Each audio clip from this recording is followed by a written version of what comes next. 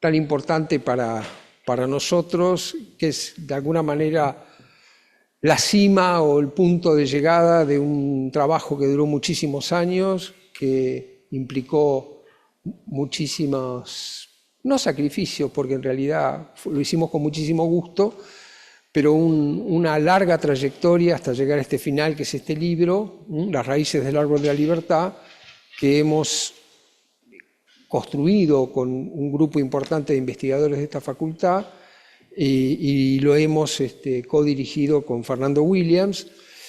Y vamos a tener la siguiente mecánica para la presentación. Yo voy a hacer la introducción, las primeras palabras, después Fernando va a contar un poco la mecánica de cómo se realizó el proyecto y después tenemos el gusto de presentar dos invitadas de lujo, que son Anaí Valien y Graciela Silvestri, que van a hacer los comentarios en profundidad del libro. Así que yo voy a tratar de ser breve, a presentar. Voy a ir de alguna manera leyendo y luego vamos a ir increyendo, pasando el micrófono al resto de los invitados. Mi idea es recrear un poco o explicar cómo se generó esta investigación que finalmente derivó en este libro. En realidad tenemos que remontarlos a 1989-90, cuando yo como becario inicié mi trabajo sobre Buenos Aires en la década de 1820-30 y comencé a acudir a los archivos en busca de información. Encontré lo que iba a buscar, pero también encontré otras cosas. Siempre pasa eso en los archivos, ¿no? Uno encuentra, pero también encuentra otras cosas y la problemática se amplía. Y encontré que había una intensa gestión del Estado sobre el mundo rural y también pude observar cómo esa gestión tenía un antecedente claro en el mundo borbónico.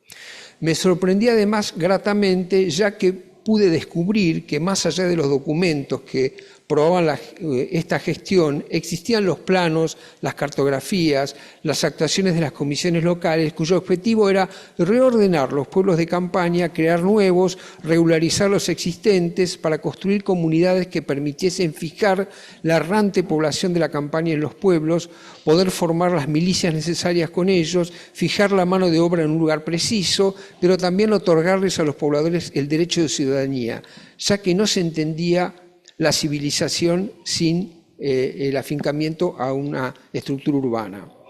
Eso me llevó hacia la conclusión inicial, que la construcción del territorio de la provincia no era natural y solo derivado de la tradición indiana inicial, y que los planes de gobierno no eran solo la creación del latifundio, sino que existía una clara política en relación a los sectores subalternos, una política que trascendió la lucha facciosa y se prolongó durante un largo periodo.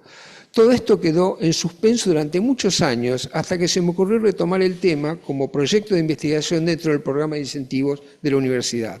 Allí se transformó en un tema colectivo. Se acercaron a mí quienes han escrito parte de los capítulos del libro y coincidimos con Fernando Williams, quien venía de estudiar las colonias de Santa Fe, para que esta investigación, que había sido esbozada en un par de artículos, se convirtiese en un trabajo de largo aliento. No solo por su extensión había que llevarlo a una larga duración, sino por la necesidad de verificar, mediante el estudio de casos, su éxito y persistencia. Una persistencia que estuvo en la segunda mitad del siglo cuestionada y contestada por otros modelos que finalmente no lograron quebrar una dilatada inercia administrativa.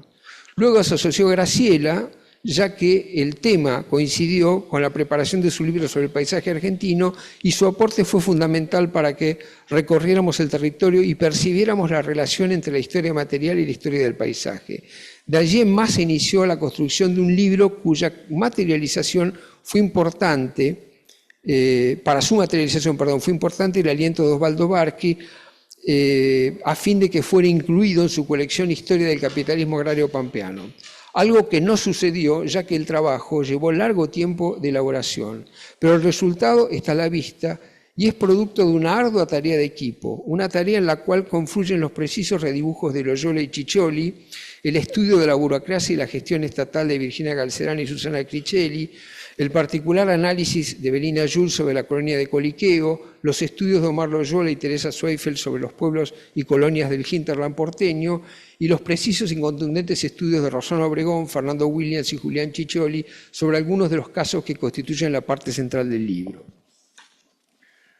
La larga duración y el estudio de casos separados en el tiempo permitió además verificar la transición del modelo en que la cuadrícula y el rigor de la regularidad tuvieron mucho que ver. Primero dentro del plan borbónico que exigía la inmovilidad, la fijación forzosa de la población al territorio para permitir su control, luego en plena expansión del capitalismo agrario, donde la movilidad y no la permanencia se transformó en una de las características más notables y la cuadrícula siguió siendo, curiosamente, su base. Se transformó en una malla que permitió fraccionar, englobar, reorganizar las distintas dinámicas y actividades donde la forma era solo soporte de una economía que era ya parte de un circuito global.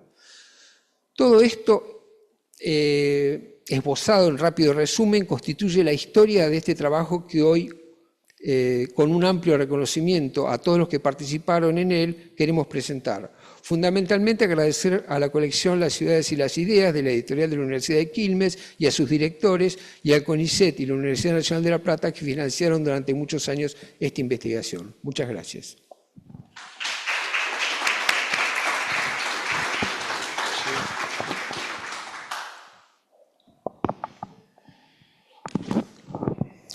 Bueno, es una gran alegría realmente estar lanzando hoy este libro, acompañadas de estas presentadoras de lujo, como dijo Fernando, Graciela Silvestri y Anaíla Valén, a quienes agradecemos muchísimo que hayan aceptado la invitación.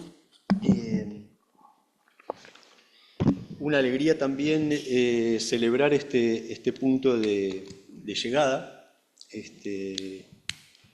de un largo recorrido que ha sido un recorrido formativo también, ¿no? Lo ha sido para mí personalmente y por eso quiero agradecer a Fernando Aliata la invitación de formar parte de los proyectos, que fueron varios, que fueron jalonando ese recorrido y hacer parte también de la dirección y preparación del libro. Ha sido un privilegio trabajar con él. Todos lo conocemos a Fernando, sabemos de su dedicación, de su generosidad, de su perseverancia también, porque sin esa virtud hubiera sido muy difícil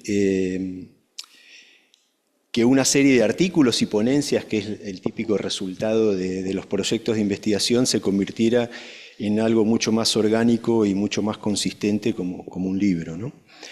Y reconocer también a todo el equipo, a Omar, a Melina, a Teresa, a Rosana, a Virginia, a Susana, a Julián.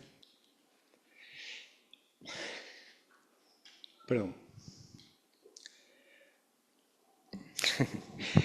Yo tuve el privilegio de codirigir con Fernando el libro y algunos de esos proyectos previos, pero en realidad, como ellos y como ellas, era un investigador en formación, tratando de avanzar con mi tesis de doctorado mientras daba, ¿no?, clases aquí y allá, como hacíamos varios de nosotros.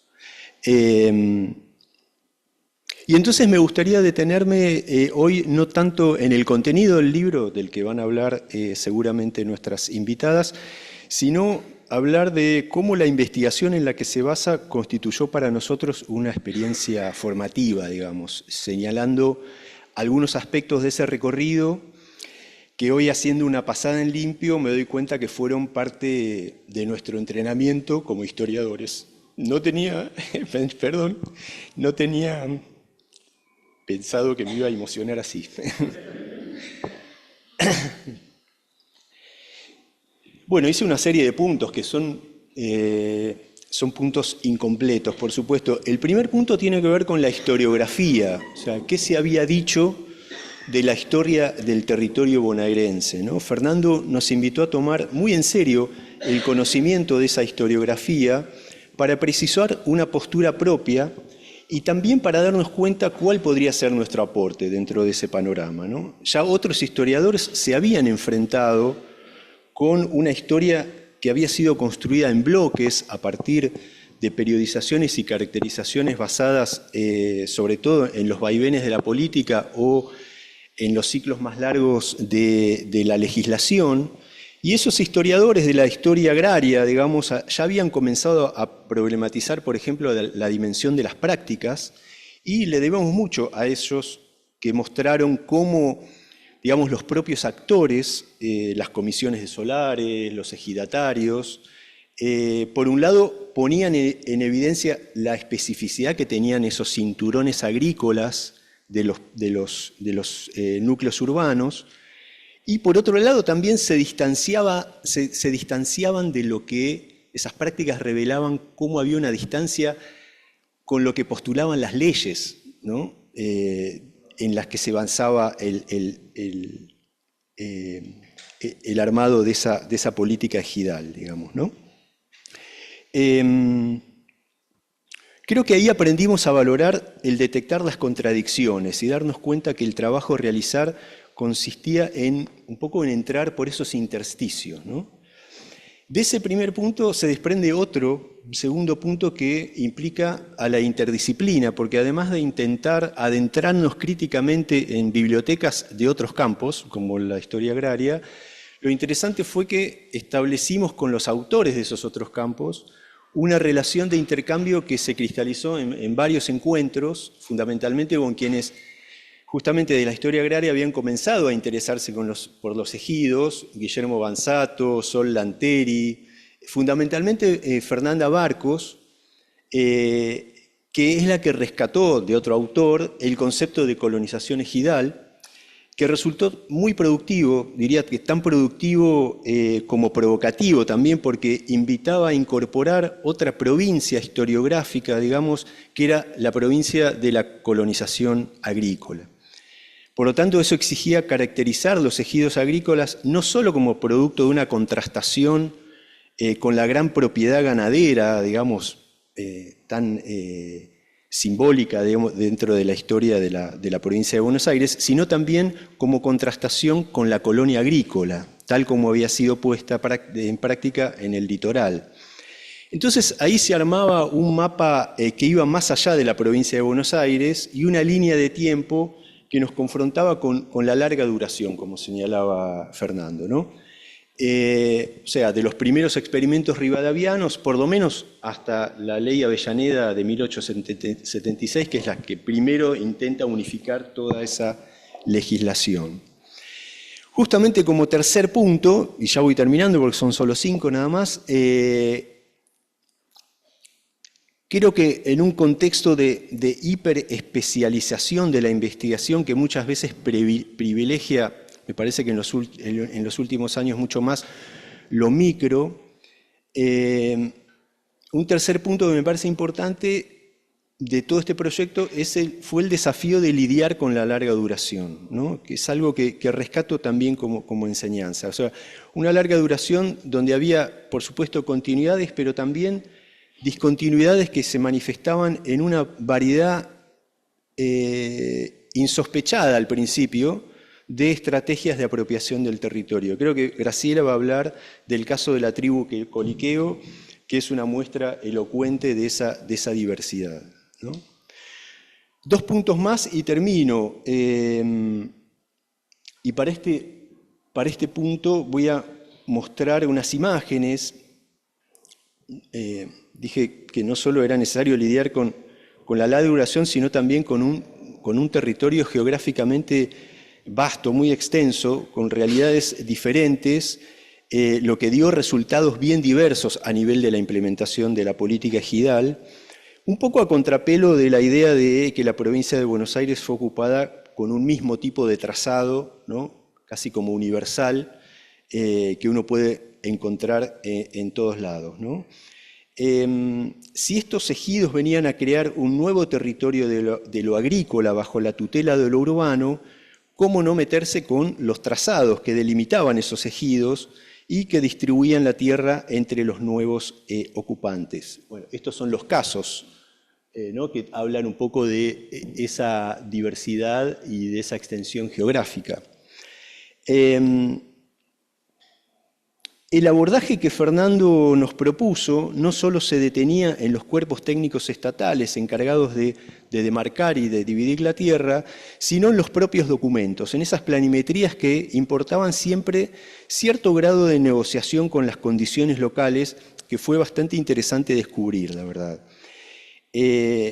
Bueno, ya señaló Fernando que el laboratorio gráfico estuvo sobre todo en manos de Omar y de Julián, de Omar Loyola y de Julián Chicholi, pero fue revelador para todos nosotros lo que las operaciones de redibujo de estas planimetrías podía mostrarnos, ¿no?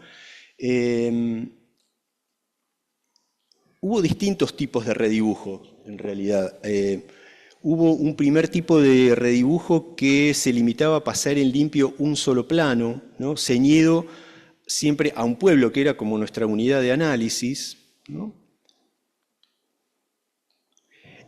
Acá están viendo cómo distintos ejidos están revelando situaciones muy diversas que tienen que ver con las condiciones geográficas en las que se implantan los pueblos, ¿no? Hay también, uno puede encontrar en el libro gráficos más analíticos que comparan las propuestas de distintos planos. Pero también hubo operaciones gráficas, diría, más ambiciosas, que trabajaron con varios documentos, no ya ceñidos a un pueblo, sino a verdaderas regiones, como este que fue muy revelador construir, que está mostrando el hinterland porteño de los años 20 y 30, digamos, ¿no? Realmente ahí hubo un trabajo interesante que tiene que ver con el encuadre, ¿no? Como encuadres nuevos realmente, que no existían, digamos, ¿no? Bien. Bueno, llego al último punto. Diría, así como era posible poner en duda un documento escrito a partir de la consideración de un plano, de una planimetría, también aprendimos que el plano podía ser puesto en cuestión relevando in situ el territorio representado, ¿no? Y fue Graciela la que nos propuso visitar pueblos, visitar sitios, estancias, lo que nos permitió conocer archivos e historiadores locales que aportaron información que fue de mucho valor, pero además nos permitió, y la voy a citar en un artículo que fue publicado en 2008, junto con Fernando Aliata, nos permitió ver que aquello que es descrito como avance técnico, económico, urbano o edilicio cobra densidad cultural y sensible. Y en este sentido, estos viajes fueron una oportunidad,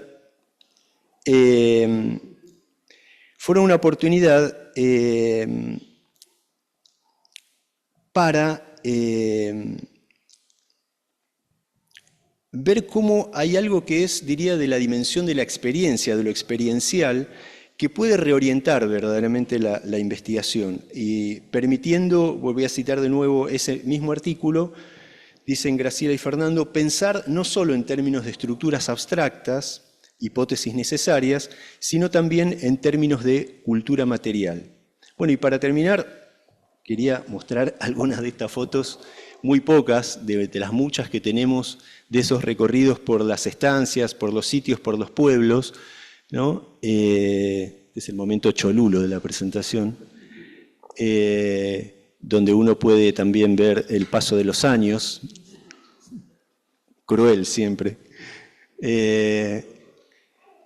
Bueno, y encuentros también que fueron muy productivos, que muchas veces implicaron viajar a algunos de estos, hubo como ahí algunos encuentros que fueron mitad relevamiento, mitad encuentros, ¿no? Y este legendario encuentro de Samayhuasi, donde encontramos ahí algunos testimonios gráficos de una presentación de Fernando y Graciela, donde ya, como ven ahí, aparecen algunas de esos primeros redibujos, de esas primeras planimetrías, siendo un poco procesadas y discutidas. Así que, bueno, un poco mostrarles eso que fue parte de ese recorrido al que me quería referir. Bueno, muchas gracias.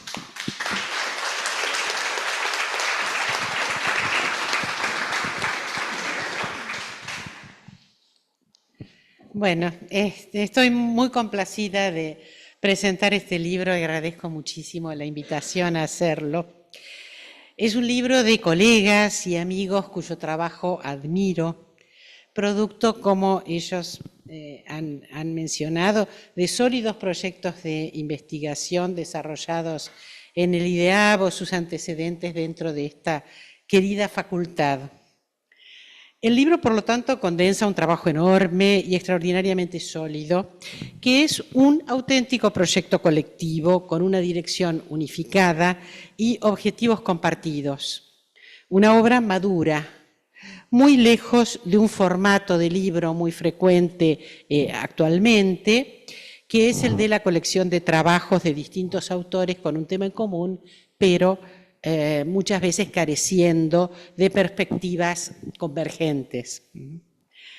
Estoy también agradecida con los autores por haber elegido la colección Las ciudades y las ideas que dirijo en la Universidad de Quilmes y que creó hace muchos años, en 2003, Adrián Gorelick, que nos acompaña hoy y sigue participando de los procesos editoriales, como lo hizo en el caso de este libro. Sé, por lo tanto, que compartimos la valoración de este libro. La inserción de la obra en la colección Las ciudades y las ideas fue precedida hace muchos años por otra obra ligada a esta, que es La ciudad regular de Fernando Aliata. Un libro que podríamos considerar parte de una especie de megaproyecto colectivo en el cual incluimos este que hoy presentamos, pero también podemos considerar otro como El color del río, Historia cultural del Riachuelo, de Graciela, que también es parte de la colección. Y a esa serie, entonces, de 3, esperamos sumar, ojalá que sea pronto, otra obra de historia del territorio, en este caso de la Patagonia, elaborada por Fernando Williams, ¿no? Bueno, el libro de hoy entonces encuentra y encontrará afinidades en otros títulos de la colección que realmente valora sus miradas, sus perspectivas de análisis. Las raíces, o sea, nuestro libro de hoy, encaja dentro de la caracterización de la colección, Las ciudades y las ideas, de muchas maneras. Es historia del territorio, pero como nos dice el libro, para los autores hacer historia del territorio no implica solamente describirlo, sino recuperar las condiciones históricas que lo produjeron y las ideas que sostuvieron sus transformaciones. Es un libro que no, eso también nos interesó en la colección, es un libro que no se dirige exclusivamente a especialistas, sino que habla a múltiples interlocutores, a la historia agraria, a la historia territorial y urbana, pero también a la historia política, a la historia cultural y a los estudios de cultura material. Agrego también que creo que tiene un gran interés para toda persona interesada en la historia de la provincia y sus pueblos en relación con el campo. Una historia que está plagada de lugares comunes erróneos, pero muy extendidos y que este libro aclara. Después mencionaré algunos de esos lugares comunes. Me interesa particularmente detenerme en el aporte que hace el libro a la historia política. La relación entre territorio, ciudad y política es un tema que registramos en toda la producción de Fernando Aliata desde su tesis de posgrado en Venecia, bajo la dirección de Georges Teissot, una guía bajo la cual incorporó la consideración del poder político, entendido en un sentido amplio, en la dirección en que lo planteaba Michel Foucault. O sea, en términos de gobernabilidad de las sociedades modernas, donde operan poderes no ejercidos por una fuerza exterior desde arriba, sino que gobiernan controles internalizados en instituciones sociales y en objetos materiales. Por ejemplo, la organización territorial, los trazados urbanos, el rol que adquieren los poblados dentro de un territorio. Esta relación ciudad-política es la que hace tan importante esa imagen de las raíces del árbol de la libertad y la independencia de las que habla el libro, el título del libro. Una alegoría formulada por Pedro Andrés García, un funcionario español del siglo XVIII, que luego sirvió a los gobiernos revolucionarios. Un funcionario sin Estado, lo llamó un conocido historiador económico. Pero bueno, era una alegoría recurrente en la época que hacía referencia al rol civilizatorio de las ciudades en la constitución de una nueva sociedad para el territorio bonaerense, basada en la agricultura y con una población, como decía Fernando al principio, arraigada al territorio. Cosa que convertiría a la población subalterna, constituida por, desde los ojos de la élite o desde los ojos del poder, constituida por personas casi nómades, sumamente móviles, en ciudadanos a través de lograr su arraigo territorial. Entonces, para la economía y para la política fueron fundamentales estos sueños, que si bien no se realizaron exactamente como García los presentaba a principios del siglo XIX, siguieron sus lineamientos ideológicos, aún a fines del siglo, cuando los requerimientos económicos parecían empujar los proyectos territoriales en otra dirección. Voy a volver sobre esto. Por supuesto, en un proyecto complejo, ¿no? Pero así se construyó el territorio provincial, como nos muestran los desarrollos de los capítulos. Y quiero detenerme en un aspecto en el que los bonaerenses como habitantes no suelen reparar, y en eso hablo de mis propios recuerdos de juventud y de ser habitante de uno de esos antiguos poblados, que es la regularidad de los pueblos y ciudades bonaerenses. Un dato silencioso, obvio, considerado natural, en el que los habitantes apenas reparan. Aliata, primero en las obras que escribió solo y luego en este trabajo en equipo, ha puesto la regularidad en el centro de la relación entre sociedad y territorio, mostrándonos que no es un carácter obvio, no es natural, sino construido. Y construido trabajosamente, de manera plural, a través de la intervención de muchos actores. También nos dice que esta regularidad se desarrolla en plural, que hay muchos tipos de regularidades y que fueron objetos de infinidad de discusiones y ensayos. Los casos que aborda el libro en los capítulos los documentan.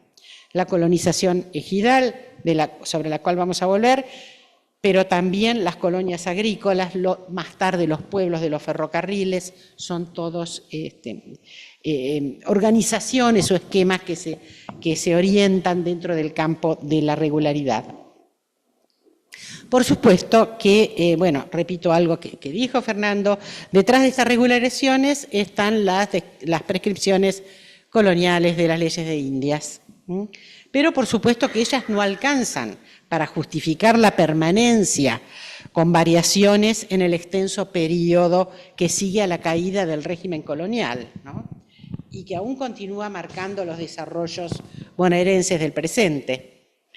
Entonces, el Estado independiente o posrevolucionario recurrió a instituciones, agentes, como los ingenieros napoleónicos, los agrimensores, agentes, instituciones y normativas para mantener con enorme dificultad esa regularidad que de natural no tiene nada. En el análisis de estas regulaciones, como decía Fernando, el libro presta particular atención a un tema en especial, los ejidos y sus transformaciones.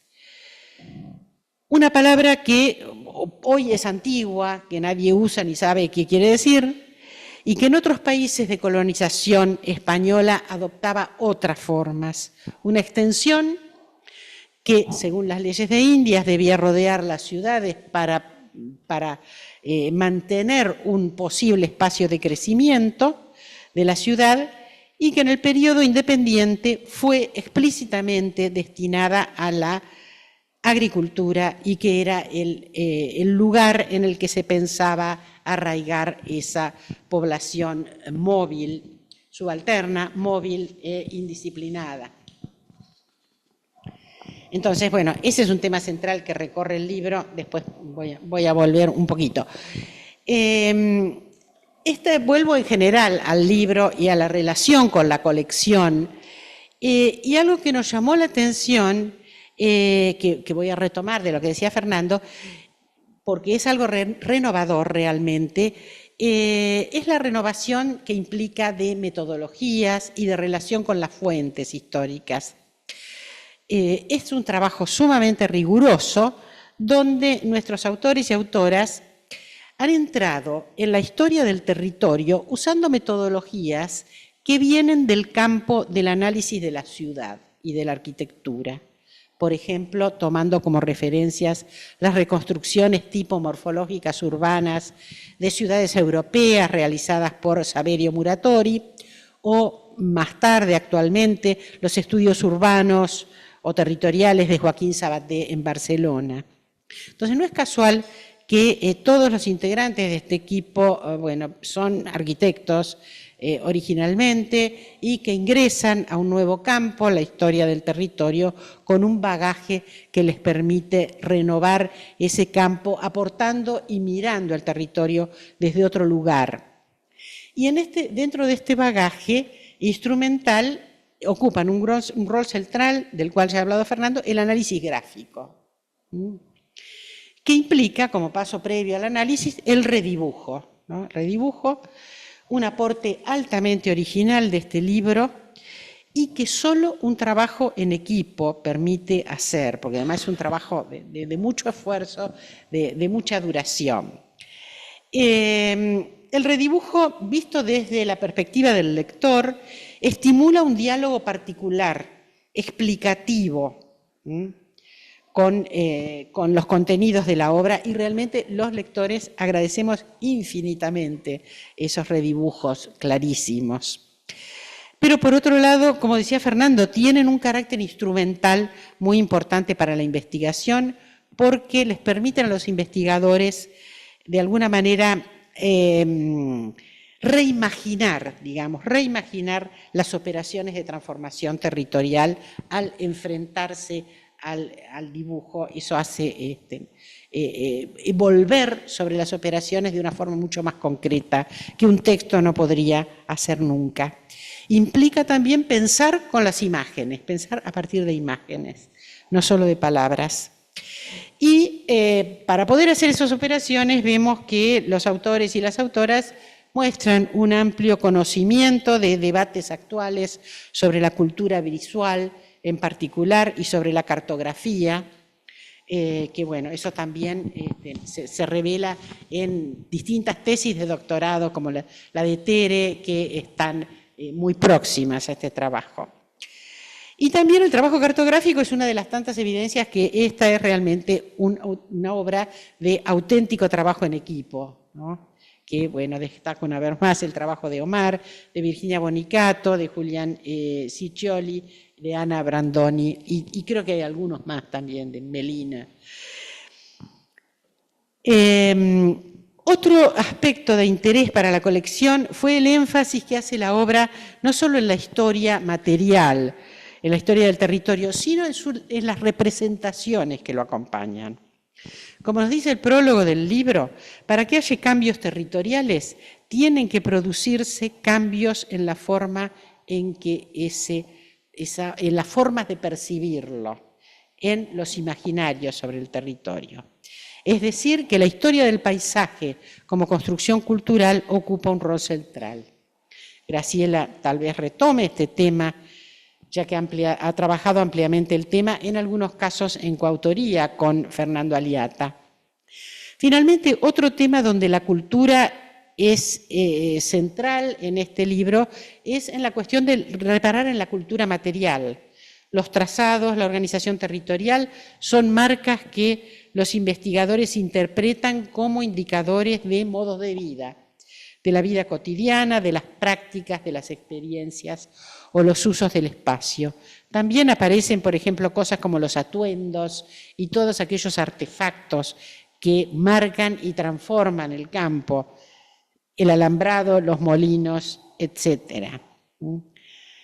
Y las huellas que permanecen en el presente también han constituido un documento de las configuraciones del pasado y de las vidas que albergó ese pasado, como nos muestran los viajes que ellos han sentido la necesidad de hacer. Por último, quisiera reponer una muy breve descripción del desarrollo, del hilo argumental del libro, que es muy fuerte, ¿no? Es decir, los capítulos no están sueltos, tienen una historia que los sostiene. El libro tiene un prólogo que escribe Fernando Williams, una conclusión que escribe Fernando Aliata como bordes. El prólogo es un texto extraordinario, indispensable, que se lee como un capítulo más, porque condensa estupendamente los objetivos y el sentido unitario de la obra, además de incluir discusiones muy relevantes sobre los métodos y las fuentes y los puntos de debate con los campos disciplinares en los que aporta. Así que realmente el prólogo es imprescindible, recoge y explicita una agenda de un sólido programa de investigación que el libro realmente cumple. Así que se lee muy agradablemente. Los 8 capítulos, siguiendo la historia política, entre esos dos bordes, se dividen en 2 partes separadas por el año 1852, la caída de Rosas, se extienden hasta 1870. La primera no se inicia en 1821, como dice el título, sino que, como dijo Fernando, se remonta al origen de estas ideas de organización territorial para rastrearlas en las reformas borbónicas durante el virreinato en las últimas décadas del siglo XVIII. Bueno, los capítulos nos muestran la riqueza del despliegue de esa regularidad de los trazados en la organización del territorio. Nos muestran ejemplos distintos y contrastantes,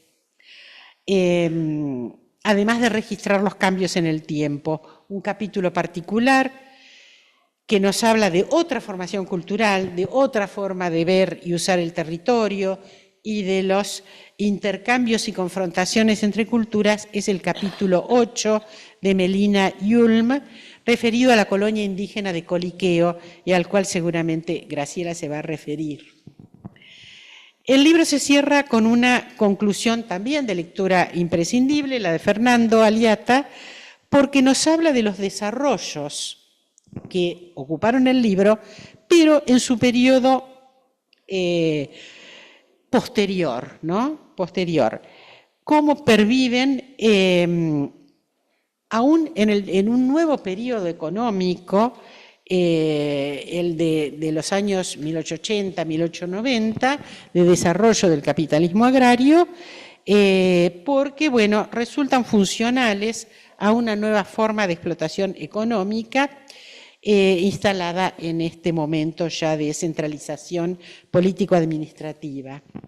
Ese cambio de régimen económico, que es el de la economía agroexportadora, se venía gestando desde 1850. El argumento del libro es bien interesante y complejo. La inmovilización de la población popular, en realidad, en este nuevo contexto de una economía de explotación capitalista agroexportadora, ya no sería necesario. La población funcionaba mejor para ese régimen si era móvil, ¿no? Sin embargo, la morfología de la colonización regular, de la colonización ejidal, se mantuvo.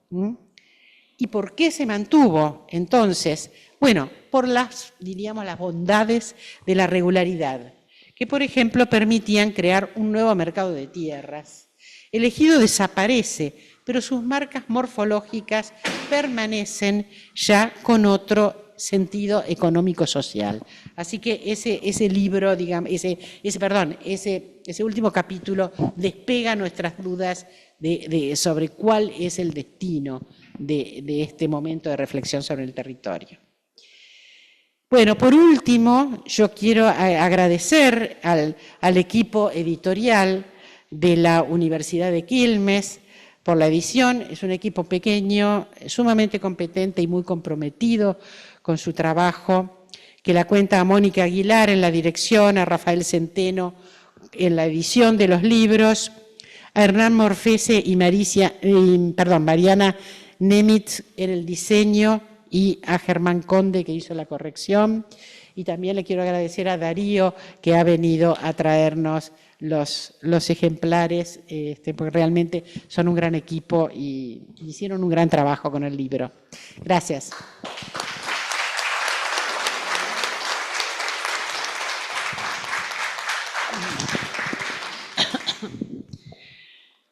Bueno, les tengo que agradecer nuevamente a todo el mundo, a los que nos han invitado a Ana y a mí a presentar este libro.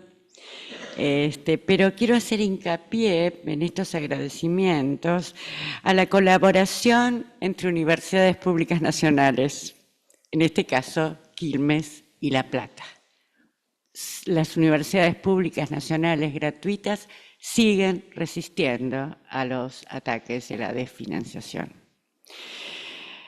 Y este libro justamente es resultado de la persistencia de este grupo de investigadores a los que se acaban de referir los tres, en proyectos iniciados gracias a los incentivos otorgados por la Universidad de La Plata, iniciados creo que en el 2002, ¿no? Fue los incentivos, y continuados hasta 2013.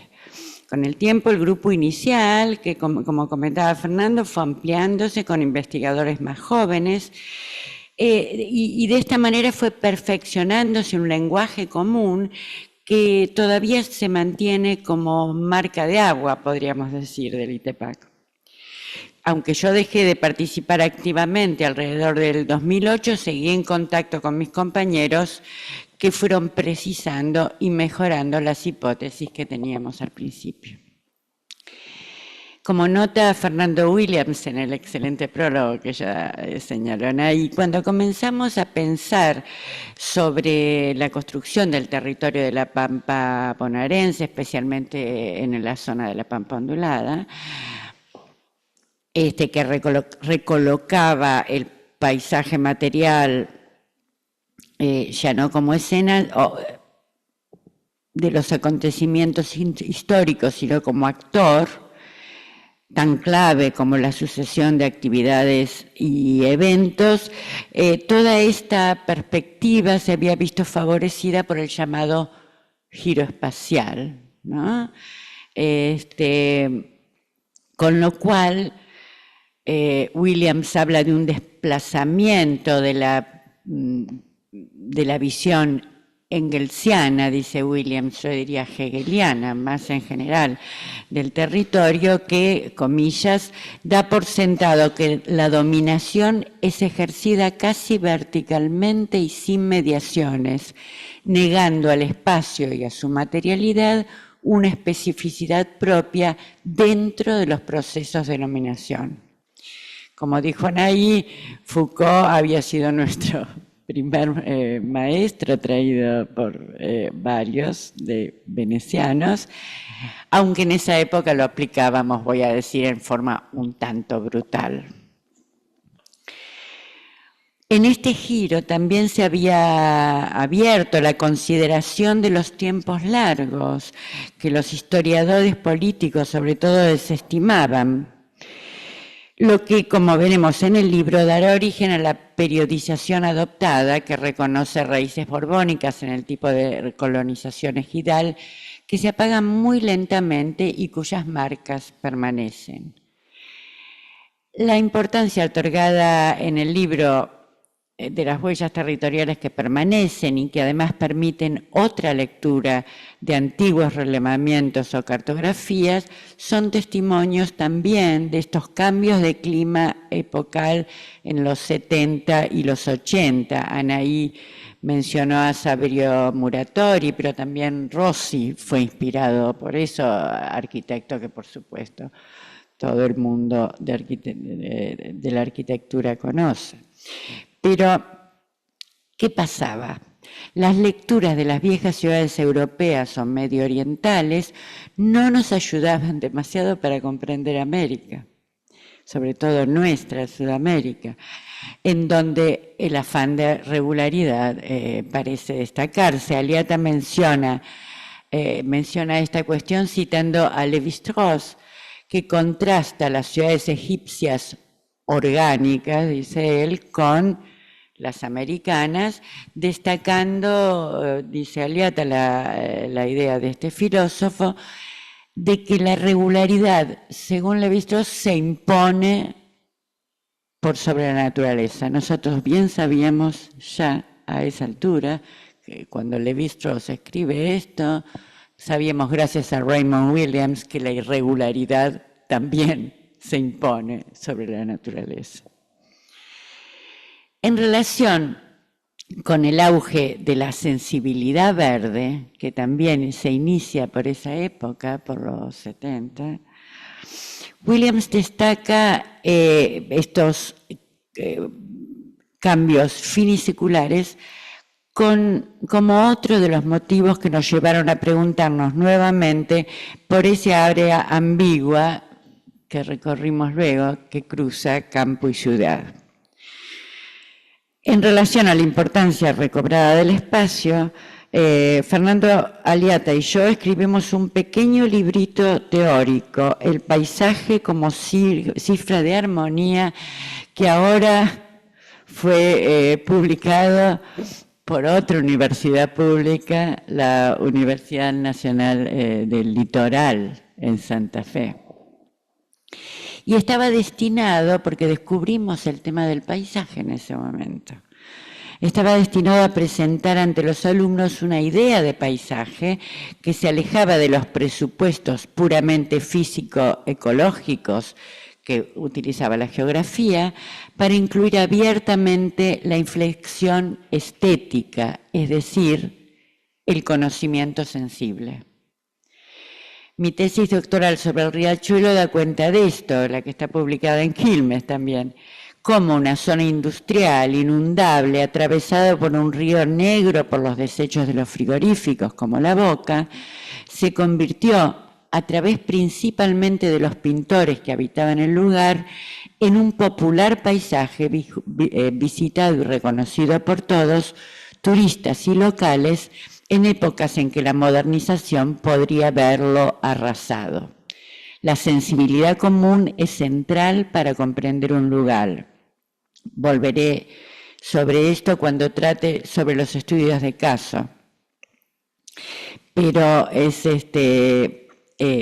importante subrayar acá, porque tiene que ver con el tema que avanzó Anaí sobre el tema de la representación colectiva de las cosas. En fin, Fernando Williams señala el centro de interés de esta investigación, es el tema que ya comentó Anaí y comentaron los que me antecedieron, el cruce entre política y territorio, meollo de la perspectiva ejidal, ya que el esfuerzo del Estado moderno por vincular residencia estable y trabajo, pueblos y ejidos dedicados sobre todo a la agricultura, trataba de acabar con los vagos y mal entretenidos, viviendo una vida casi nómade para convertir a los pobladores en ciudadanos, en vecinos, como se decía entonces. Por cierto, el acceso a las tierras ejidales fue también utilizado antes y después de Caseros como herramienta de cooptación política, ¿no es cierto? Y eso sabemos que todo avance también implica contradicciones. Pero era necesario plantar, como dice Pedro Andrés García, el árbol de la libertad, es decir, la ciudad, la civilización vinculada rusonianamente con la agricultura. O sea que el título del libro no puede ser más adecuado y los trabajos muestran más ampliamente la ambigüedad de esta misma palabra, ciudad, urbe, civilización. La relación con la política también es clara en las caracterizaciones y periodizaciones históricas clásicas que señala el prólogo de Fernando Williams, especialmente en la historia económica, que en los últimos 30 años estos presupuestos fueron puestos en cuestión. ¿Cuál era lo central en la historia económica previa a estas décadas? La asunción de que siempre había predominado la gran propiedad vinculada fundamentalmente a la propiedad ganadera. Doy un caso para ver cómo se escribía esta historia económica y cuál era el tinte político también. El de Horacio Ghiberti, que escribió un libro fundamental que seguía esta hipótesis clásica, Historia de la ganadería argentina. Ahora, Ghiberti, además de escribir esto, presidió el INTA durante el gobierno de Frondizi y durante el gobierno de Cámpora fue secretario de Agricultura y Ganadería, cuando propuso expropiaciones en los latifundios y creación e impulso de las cooperativas agrarias. Sus bien intencionadas decisiones políticas tiñen, sin embargo, toda su historia escrita hacia el pasado. Y ignora la complejidad de la perspectiva de la colonización ejidal, que presenta una historia mucho más compleja, al menos en Buenos Aires y en el sur santafesino, a veces incluso alternativa.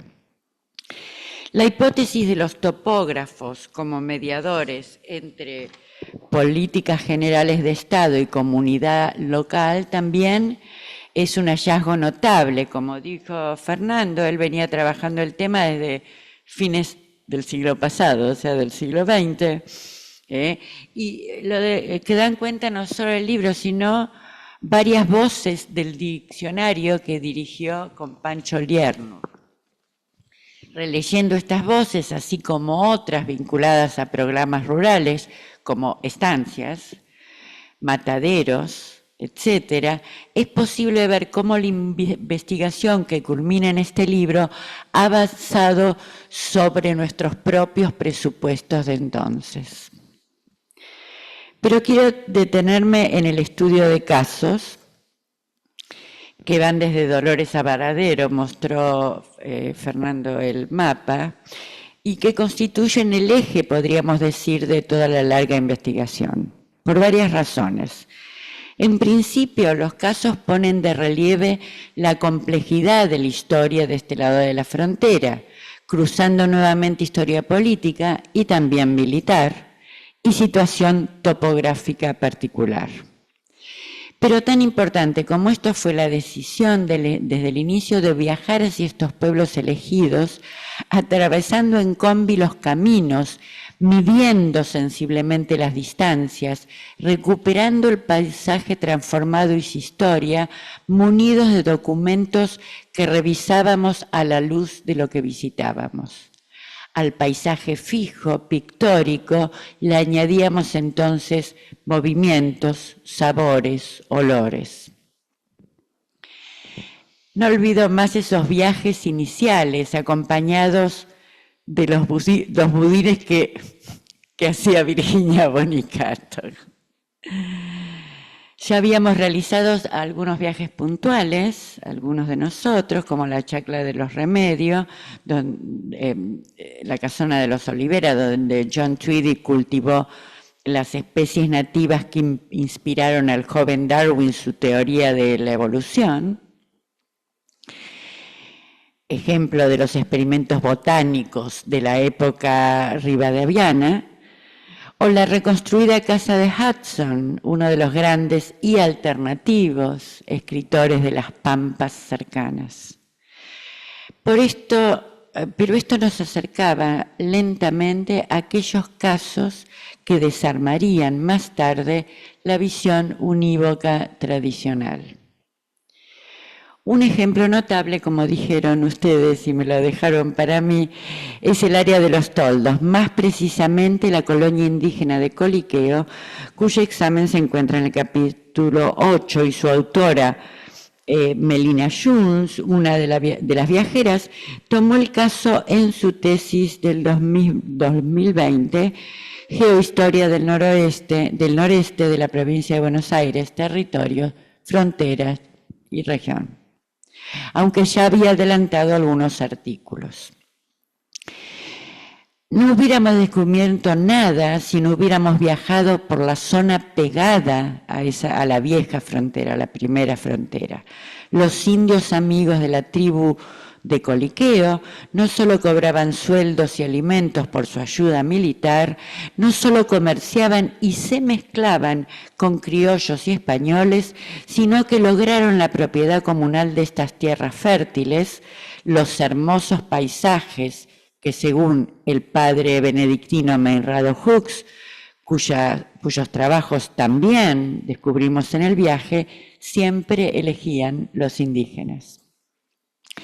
La subdivisión de las tierras otorgadas, aunque planteados sus límites inicialmente como un rectángulo, se acomodó no a la grilla, sino a la topografía y a la jerarquía de la comunidad, hallando su centro en la casa del cacique Ignacio Coliqueo, quien, nacido en Chile, había instalado sus toldos en las Salinas Grandes, más tarde en el Cuero, al sur de Córdoba, para luego, ya separado de Cafulcurá y bien avisado de quienes podían obtener la victoria de Pavón, los Mitre, solicitó instalarse en la Tapera de Díaz, en la zona de la Tapera de Díaz, acéfala, por los servicios prestados. Serán los toldos cercanos a Junín, o alrededores de los toldos. Uno de los temas legales más interesantes de esta sesión fue la adopción del derecho germánico medieval comunal para el otorgamiento de tierras en abierta diferencia con el derecho romano, bajo la cual se regían las leyes locales. La primera mensura es de 1869 y el núcleo se conocía como la tribu. En el viaje recorrimos el área de los asentamientos, la laguna de los Toldos, la más grande, la de la azotea elegida por el cacique Ignacio y centro de reunión, el cementerio, sino también el irregular paisaje pampeano de médanos de agua, se llamaban, o pequeños montes que los protegían, y los riachos y lagunas de agua dulce que les permitían cultivar. También poseían ganado, no solo se dedicaban a la agricultura. Hoy puede observarse, gracias a las imágenes satelitales, la distancia entre una ordenación regular que aparece en casi todos los pueblos y la fragmentación de estas tierras que también se deben a cambios temporales. Como dijimos, en el viaje no solo visitamos estas tierras, sino también el monasterio benedictino Santa María de los Toldos, donde están depositados documentos interesantísimos, por ejemplo, las cartas de Coliqueo, escritas en perfecto castellano y en mapudungún, sino también la ahora ciudad de los Toldos, declarado pueblo desde 1894. Donde está el Museo Casa Natal de Evita Perón, con traje, con fotos, con documentos. Se dice que como hija ilegítima, su madre fue ayudada en su nacimiento por una comadrona mapuche. Pero más interesante aún para avanzar en el siglo XX es que su padre, Juan Duarte, al que Evita apenas conoció, fue uno de los beneficiados por las maniobras fraudulentas hacia 1910 para quitarle su tierra a los mapuches, tema que siguió siendo investigado hasta fines de los 30. Junín, antes Fuerte Federación, ahí en la frontera, no faltó nuestro viaje. De ahí viene mi familia de inmigrantes italianos y así la vida personal se fue mezclando con la historia. Almorzamos, me acuerdo, en La Genovesa, la panadería confitería dirigida por mi tía. Establecerse en un lugar tener una casa y un trabajo fijo fue no solo aspiración de sectores del Estado, sino también de inmigrantes, indígenas y criollos, como vemos en el caso de Coliqueo, rápidamente mezclados entre sí, como también se prueba en estos documentos. Recordemos que los primeros llegados de la gran inmigración de fines del siglo XIX, especialmente italianos, españoles, sirio-libaneses, etc., eran hombres solos, que con frecuencia se emparejaban con indias o descendientes de africanos.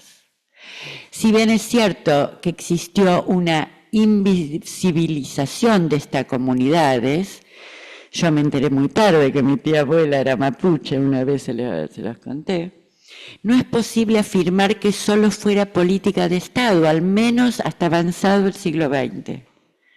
La revisibilización del XXI tiene aspectos muy positivos que están indicados en este capítulo. Schuland nota la cantidad de ONG que en la zona de los toldos rescatan las concepciones y actividades mapuches, que en ese momento que fuimos nosotros no estaban. Pero ciertas posiciones se derivan, me parece, de la extraña vía progresista estadounidense que se opone a la mezcla, porque le parece invisibilización. Pero como muestra la tribu de Coliqueo, y ya termino, ellos no se oponían en absoluto a las mezclas. Esto abre nuevos debates, como también el resto de las hipótesis que van desgranándose en el libro. Yo creo que los estudios de caso impulsarán también no solo debates disciplinares e ideológicos, sino el interés de los propios habitantes por estos subpueblos, también invisibilizados, podríamos decir, bajo las generalidades de la provincia de Buenos Aires. Así que, de nuevo, agradezco mucho que me hayan invitado a presentar este libro, que lo releí con mucho cariño, porque despertaron tan amables recuerdos en mí. Muchas gracias.